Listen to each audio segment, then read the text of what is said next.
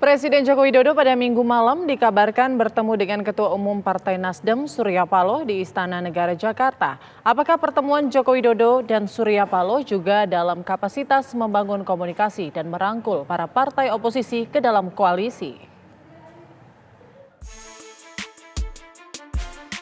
Tim kampanye nasional Prabowo Gibran berharap PDI Perjuangan dan juga parpol lain yang tidak berada dalam koalisi untuk tidak menjadi oposisi dan juga membantu Prabowo Gibran dalam membangun Indonesia. Silaturahmi dan komunikasi tersebut akan mulai segera dibangun oleh Partai Gerindra dalam waktu dekat, baik dengan partai pendukung maupun bukan pendukung. Idealnya tentu Pak Prabowo dan Mas Gibran ingin pemerintahan beliau selama 5 tahun ke depan itu bisa berjalan dengan baik, kondusif begitu, kemudian demokratis, kemudian cita-cita menuju Indonesia maju itu bisa direalisasikan dengan sesegera mungkin. Nah, oleh sebab itulah kita butuh tim kerja. Kalau istilah Pak Prabowo itu beliau ingin menempatkan putra-putra terbaik di dalam pemerintahan. Dan itu adalah jalan atau jembatan menuju Indonesia yang lebih maju. Nah, oleh sebab itulah membangun postur pemerintahan yang terdiri dari kekuatan-kekuatan politik, kekuatan sosial masyarakat yang ideal, itu pasti dibentuk dan diformasikan oleh Pak Prabowo. Tentu Pak Prabowo akan berbicara dengan partai pendukung yang selama ini berjuang bersama beliau, bicara dengan berbagai pihak untuk bagaimana idealnya postur pemerintahan ke depan. Tentu dengan tetap menjaga proses checks and balances, baik itu dari partai politik maupun dari kelompok masyarakat sipil atau kampus dan sebagainya. Jadi postur-postur pemerintahan seperti itu ya tentu akan dipikirkan oleh Pak Prabowo. Nah, siapa yang akan di dalam pemerintahan bersama Pak Prabowo dan partai koalisi, tentu itu akan nanti melalui proses pembicaraan yang panjang dengan semua pihak, semua stakeholder, semua partai pendukung, semua kelompok partai politik dan kelompok sosial politik. Ya, kalau pertemuan-pertemuan antar pimpinan partai, antar elit-elit politik, saya kira hal-hal yang biasa sekali gitu, dan selama ini memang itu sering terjadi gitu. Tapi kalau pembicaraan soal ada di dalam pemerintahan atau di luar pemerintahan, saya kira ya belum waktunya lah gitu. Kita tetap menghormati proses penghitungan yang berjalan.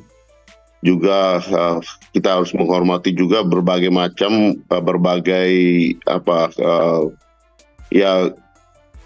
protes dan komplain yang dilakukan oleh masyarakat terhadap proses pemilu yang berjalan ini gitu.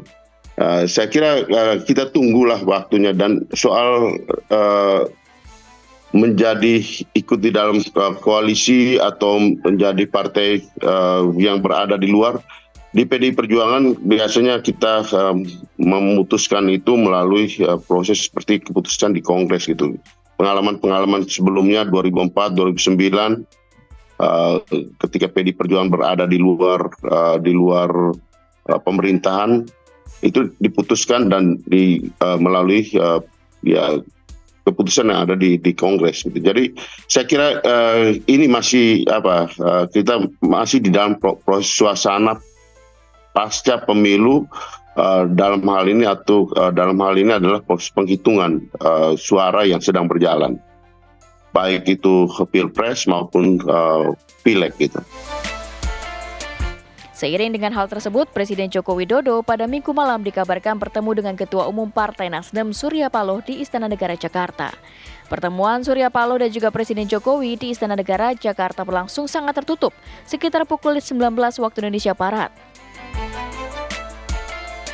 Kalau kita mencermati beberapa statement yang disampaikan oleh Pak Surya Paloh, termasuk oleh Mas Anies, tampaknya memang ini adalah bagian dari skema negosiasi sekaligus juga kompromi kepentingan untuk menjadi bridging bagi misalnya Nasdem untuk menjadi bagian dari pemerintahan mendatang. Dan situasinya ada simbiosis mutualism, karena bagaimanapun juga Pak Prabowo dengan Partai Gerindra ternyata praktis tidak ada kutel efek sama sekali. Dan kalau misal kemudian kita bicara tentang konteks fase transisi awal pemerintahan, target dari pemerintahan baru adalah menciptakan sebuah proses yang relatif lebih stabil, sehingga kemudian stabilitas politik dan juga pemerintahan itu menjadi target utama. Karena kalau misal tidak, 1 tahun pertama itu bisa kemudian berdampak pada legitimasi pemerintahan baru. Maka yang dibutuhkan oleh Pak Prabowo, yang praktis partainya sendiri ternyata tidak mendapatkan satu kekuatan yang cukup signifikan dalam konteks parlemen, pengamanan di parlemen, maka dia memiliki political dependency atau ketergantungan politik yang cukup tinggi terhadap partai-partai penyokongnya.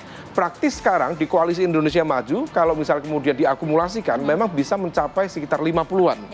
Tapi dalam kontestasi politik, rata-rata sebuah pemerintahan dengan multi-party system di Indonesia itu bisa ditopang kalau misal kemudian memiliki kekuatan sekitar 70% di parlemen. Dan kita melihat Presiden Joko Widodo kan hampir 80% ya. Bahkan hampir 80%, dan itu kemudian bisa melakukan manuver dengan berbagai macam pendekatan.